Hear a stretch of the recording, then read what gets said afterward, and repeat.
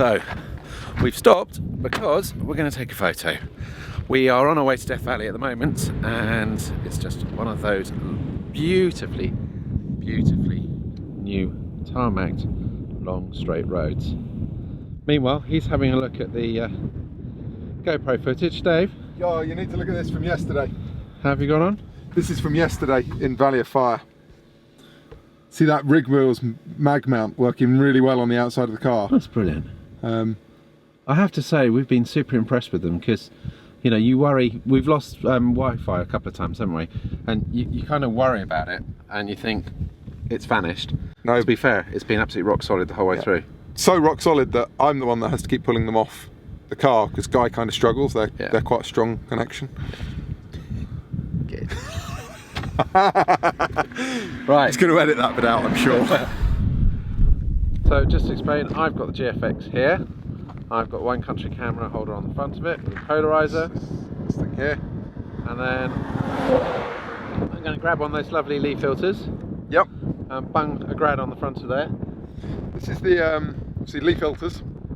And then this is the Wine Country camera filter holder. And it's really nice, you know, handling filters, you've got to be careful with them. You don't want to be putting your fingers all over them. So the way this one works is very nice. You get a holder that gives you something to keep hold of. So I'm just going to slot the base in and then turn the little sovereign, I'm going to call it, at the top. And away you go. You've now got something you can actually keep hold of your filter with. It protects the edges, stops them getting chipped. Right, while he's mucking around, I'm going to go and get the filter on mine as well, so I'll be ready once he's finished. There we go.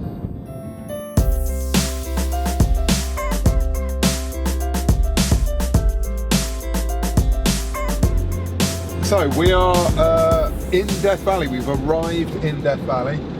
We're just driving down towards Furnace Creek now. We're going to go and sort out our accommodation for the night. Our accommodation consists of a tent and a sleeping bag each, and a camping mat each. And we just need to find somewhere to pitch the tent. And we could wild camp, but to be honest, it'd be nice to have a shower after we've been hiking around the dunes tonight. Agreed. So we're just going to take a turn up here and we'll see how busy they are. Are we going for camo tent, are we? We're going for getting it in the shade. Obviously there's no shade at night, right? There's nothing to be shaded, but this is just going to keep it cooler for today while the sun's up. It's going to stop it getting like an oven in there. It's going to help keep it cooler when we get back tonight, so maybe get a bit more comfortable night's sleep.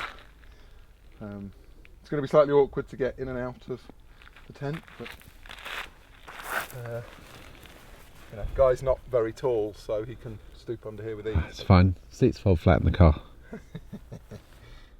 We are at Furnace Creek Ranch, so it's kind of the closest thing to civilization in Death Valley.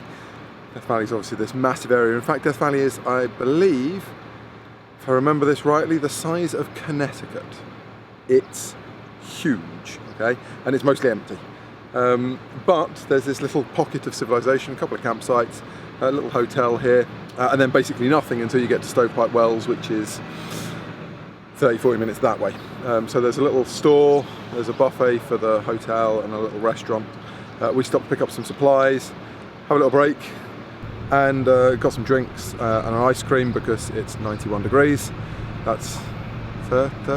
I don't know what that is. 7, Hot. 28, hot, whatever it is, it's hot. And yeah, that's it. We're heading off to the dunes that away right about now.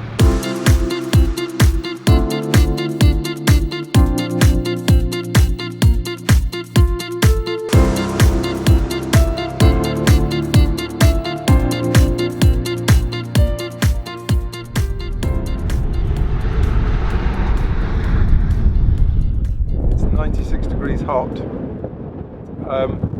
And we are heading into the Mesquite Sand dunes. So we've got water, we've got some snacks just in case. We've marked the position of the car because when the sun goes down after sunset here in the dunes, it can get quite disorientating when you're going up and down big dunes. So we've got the car location marked and we are going to head in this way now. See, I've got the rucksack on. Those of you that carry a rucksack, you probably already know this, but for those of you that are new to it, If you're carrying a rucksack and you're not using the hip belt and you're not using the chest belt, you're making life unnecessarily hard for you. This really helps transfer a lot of weight off your shoulders and down through your hips, which is a much better place for you to be carrying it. So do these up, get your rucksack adjusted properly, and then you can go hike, as we're going to do now. See you in a bit.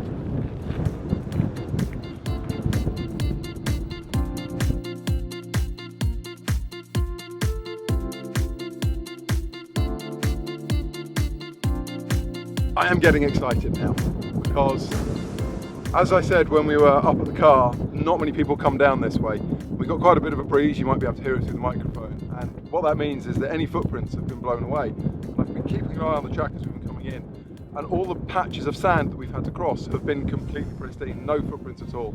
So I'm really hopeful that we're going to get in here and we are going to find some really beautiful dunes without any real footprints in there, without having to hike too far. On top of that, you know, just take a look here. We've just walked past this dune. Because the breeze is blowing, you can see the sand is running off the top of the crest of the dunes. You've got the wonderful ridges and all those shapes. As the sun gets a bit lower, it's still quite high at the moment. We're at what, 20 to 4. So as the sun comes down a bit, the texture and the detail of those dunes is just going to come out and out and out, and we're going to get some fabulous like light and shade and shadows. Well, I'm not quite sure what we've done with Dave. He is somewhere over there at the moment, shooting whatever I do not know.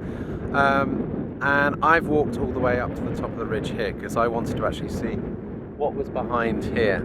And I have to say the view is stunning. Now the sun is behind and it is just over there. And it's covered in a bit of cloud at the moment, praying that the cloud is going to clear.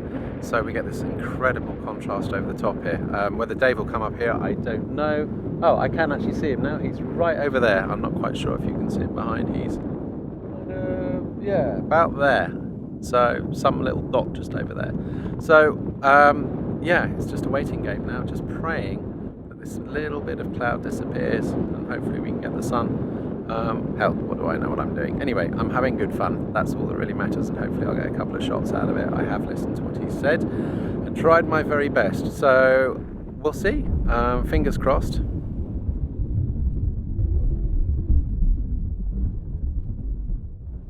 So look who's turned up here. Hello. On my little mount. Don't look at me, look at that. Sun is about to set. We are 2 minutes away, 1 minute away from sunset. Okie dokie. 1 minute away from sunset, and then well, we'll see what happens to the colours in the sky. It's looking promising. We've got some heavy cloud over here, which is slightly frustrating. We'll see what happens up here. We've got some lovely wispiness going on up here. Might be quite nice, but who knows? It could die off very quickly because we do have mountains surrounding us. So we'll see. Give it a couple of minutes, see what happens. So the sun has gone. Unfortunately, the cloud hasn't quite worked for us in the way that we'd hoped, but that's weather for you. Sometimes it works, sometimes it doesn't, but hopefully we'll have got some good things here. Dave is just up here. Hello. And he's getting a little bit despondent because he isn't getting what he wants. We did have a word with the man upstairs, but he hasn't changed his mind. He's not listening. No. He's not listening, but you know, such is life. That is landscape photography. You work with the weather, you work with what you get, you work with the light that you've got. And we did get some good stuff earlier on. The light popped out in sections, and we got some really nice stuff earlier. Okay, we haven't had the spectacular sunset that we might have hoped for. It's still beautiful though. But it's absolutely beautiful. We both just said not a sound. It's so peaceful here. Not a sound. No. You feel like you're the only person for miles. We probably are the only people for miles around, to be frankly honest.